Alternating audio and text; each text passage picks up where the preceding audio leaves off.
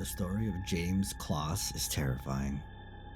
In rural Wisconsin last year, a 13 to 14-year-old girl went missing after her parents were murdered in their home.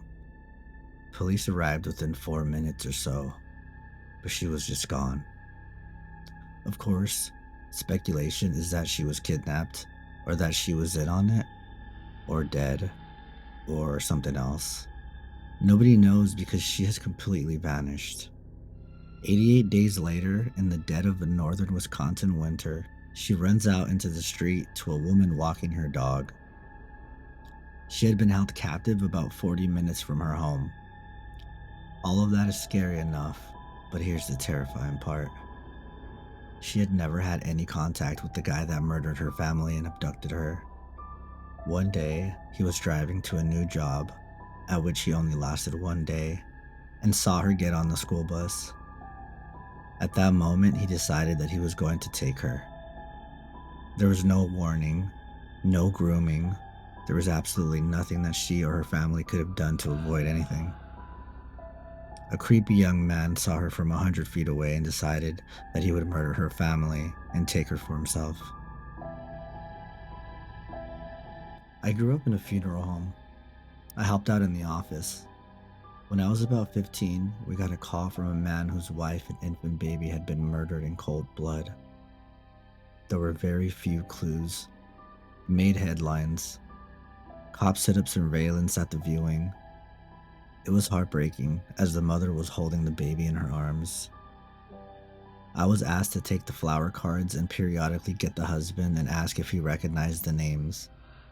I then photocopied them and put them back. I did it because I was a kid. People knew me, and I was unobtrusive. I talked to the husband quite a bit. He seemed devastated and shaken.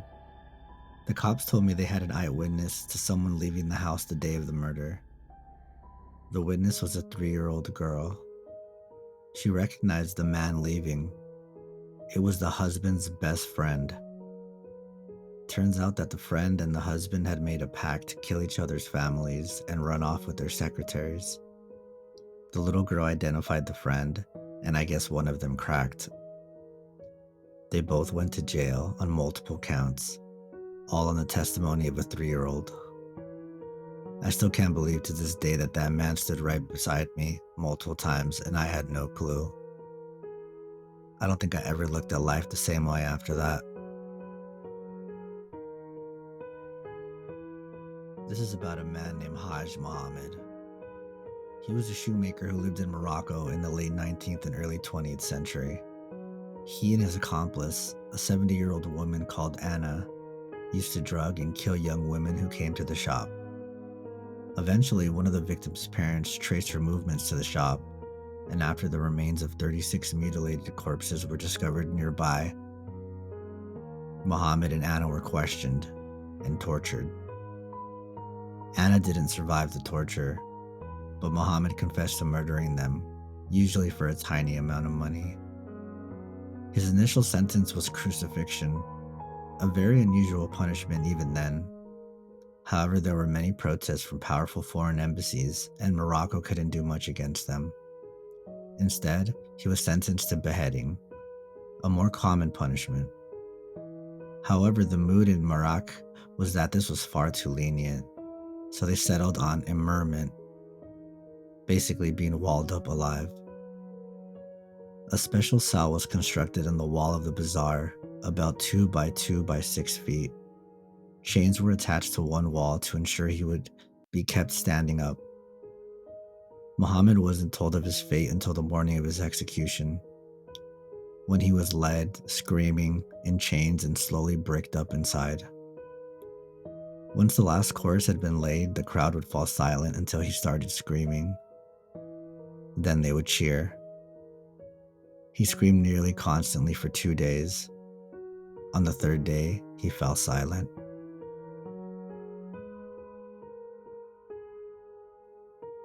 The story is about James Bulger.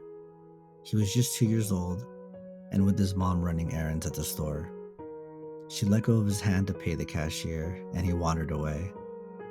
2 10-year-old boys spotted him, lured him toward them, took him by the hands, and led him away.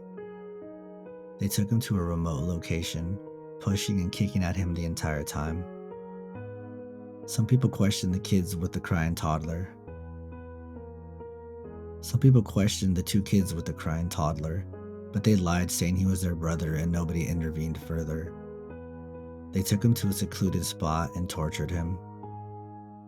I don't want to recount the torture details, it's just too gruesome. But they left his body on some railroad tracks, hoping that it would be run over by a train and would make it look like an accident. He was found days later, his body severed in half by a train. The boys were caught and became the youngest convicted murderers in British history. Security footage from the day they took James shows them watching children and picking out a target. And they were just kids themselves. They were released at 18 years old. One of them is back in jail for possessing child abuse photos on his computer. The most terrifying thing about this for me is that my own son is only 2 now, and James's murders were just children as well. It was premeditated and intentional and entirely random. Just a momentary lapse in attention, and he became a target of 2 murderous children. Children. To think that children younger than my stepson are capable of such a thing. Everything about this case is just horrifying.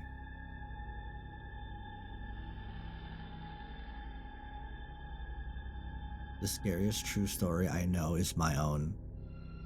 I grew up with a very mentally ill and abusive father. The summer I was 16 and my younger brother was 13, my father shot my brother with a shotgun at almost point-blank range in our basement. Thankfully, it missed his heart by 2 inches, and he is still alive today. I came home that evening to find my stepmother cleaning the blood off the tile floor like there was nothing to see. It was the most terrifying and surreal thing I've ever experienced. One would believe attempted murder would be enough to terminate custody rights, but alas, the police chalked it up to accidental, and my brother and I were too frightened of our father to say otherwise. At 18 and 15, respectively, my brother and I packed up and left the state never to speak to our father again. To this day, little bits of shrapnel still surface in my brother's chest.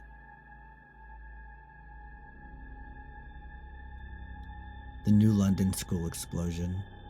A school in Texas in 1937 tried to tap into natural gas on their own, and it ended up leaking and blowing up the entire school. It's the reason they make natural gas scented in Texas and probably the US now. I'm amazed I never heard of this in school because it seemed like something that should be taught. I read some survivor stories and I had fucking nightmares. It was horrible. 3 in particular stuck with me. One was a 7 or 8-year-old girl. She saw her best friend and playmate with her entire body get crushed by a concrete slab only with her shoulders and head above it. And she still had a lollipop in her mouth like she didn't know what happened. Another was a guy, I think a 16 and 17-year-old, helping undig people and bring them out of the wreckage. He saw a dad holding his daughter, crying his eyes out while the back of the girl's head was broken open with her brain on the ground next to her. The last was a 9-year-old girl who went to find her mom after it happened. There was a PTA meeting going on at the time, so there was a lot of parents at the scene. Her mom was freaking out trying to find her, but didn't even recognize her. She went up to her mom and called out to her, but she kept saying, "You're not my daughter. You're not my daughter." She was so covered in blood and ash and tears that her own mother could not recognize her. It was a truly horrifying thing.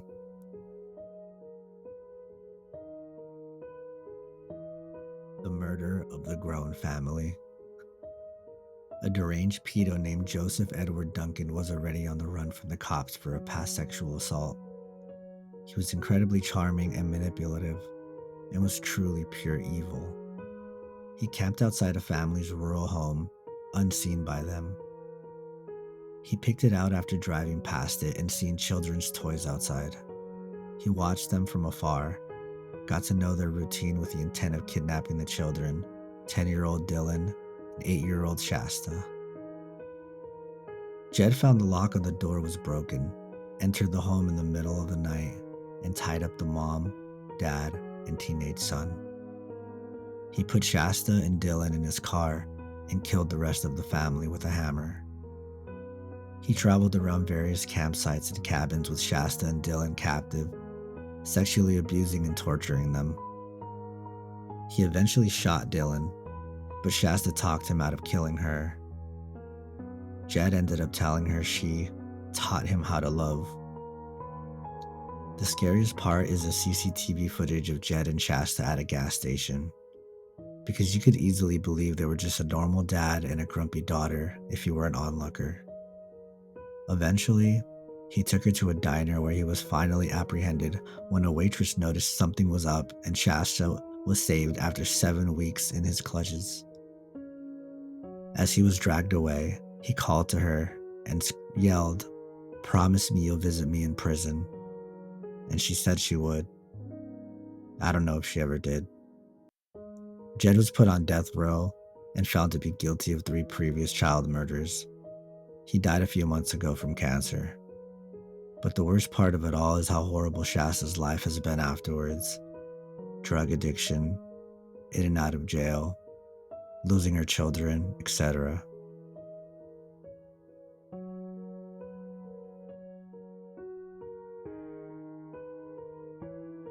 Hey guys, that's the end of the scary stories for tonight.